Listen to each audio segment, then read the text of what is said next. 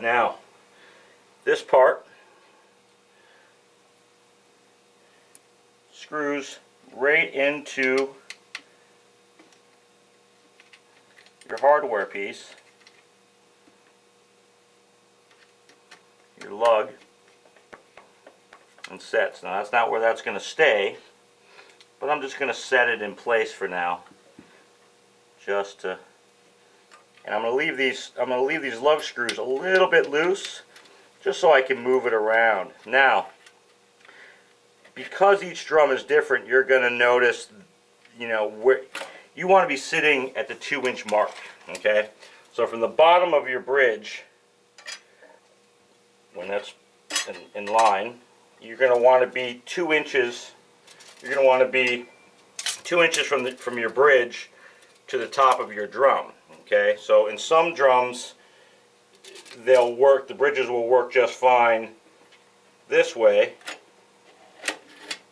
right? But you'll notice on mine that sits too high. What you'll end up doing with it sitting that high is you're going to put far too much pressure on the top of your trigger pad. Okay, now this sits on this pad. This pad here sits on top of your trigger, gray side up. You're going to notice this is softer, and this is a little bit. This is actually more durable, a tougher foam than this. So this is the part that's actually going to sit up on your mesh head, and you'll notice the blue dot on top of it, which is again the sticky. So you'll peel that, and that'll actually end up sticking to the bottom edge of your mesh head. But what you've noticed is that I'm going to have to flip the bridge on this specific drum set to get it within that 2-inch mark. Okay. So, and that's at its farthest point, that's right. Okay. So this is the way I'm going to be mounting my bridges, is upside down.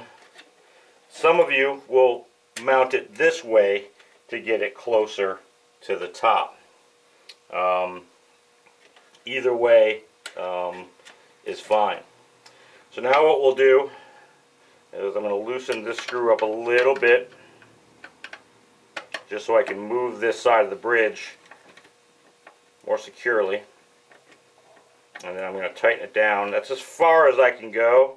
And because I've already done 5 of the drums, I already know that that's pretty much where I need to be as far as that drum needs to go. Now I haven't tightened that down all the way yet. I will here momentarily. I'm just going to do another measurement just to make sure that I'm at the place I want to be with it. And then the bridge, you'll see it's a little off, but you just kind of put it into place, bend it into place. And what I like to do is I like to make sure that I'm fairly close to being even on both sides. This way it makes mounting up the center point a lot easier between these 2 grooves here. In between these 2 grooves is where you're going to actually put the piezo for your trigger. So what we're going to do is I'm going to peel the top side of the blue dots.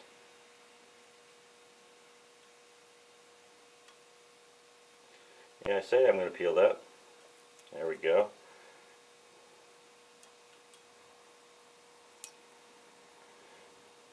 And you'll notice, I don't know if you can see that on film, but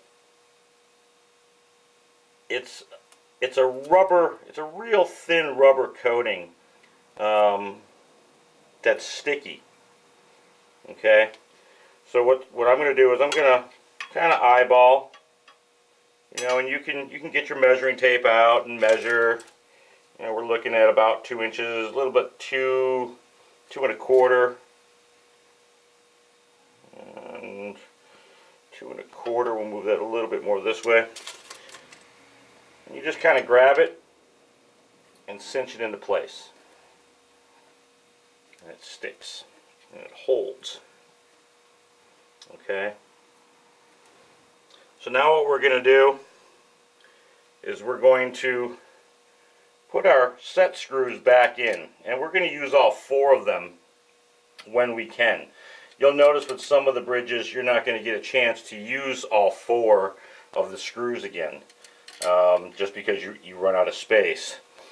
I like to use all 4 of them, obviously when I can, just to keep the vibrations down to a minimum. And when I come back, I'll have all these set in place.